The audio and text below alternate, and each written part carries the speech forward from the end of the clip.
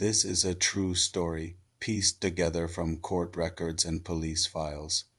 It's a story about murder, but not one that needed any supernatural powers. It only needed belief and blind obedience, the most chilling part. Families tried to warn authorities, but no one listened.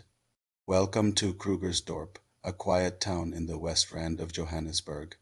It's a tight-knit, mostly white Afrikaner community where life revolves around work, school, and church.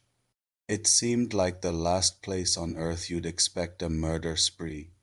Yet between 2012 and 2016, 11 people were systematically murdered, often by people they knew and trusted. At first, the deaths seemed completely unrelated. A businessman here, a local resident there. There was no public panic, no big media headlines.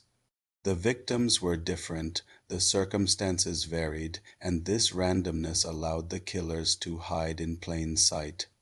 But how did it all start? In a country like South Africa, religion is deeply woven into the fabric of life. Faith shapes identity, community, and moral compasses. Into this world stepped a woman with no formal religious training who declared herself a chosen one.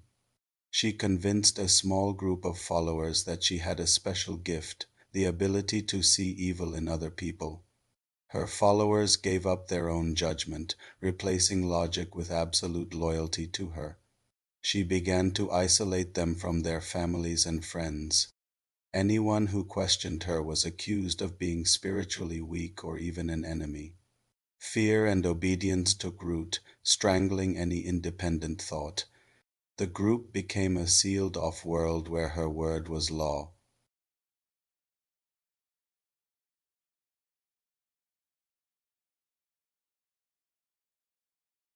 Families who noticed something was wrong went to the authorities. They reported their fears, but because the murders seemed so disconnected, their warnings were dismissed. The system failed to see the pattern, and this silence allowed the killing to continue. Finally, a dedicated police investigation started to connect the dots. They found incriminating messages, heard confessions, and exposed the contradictions.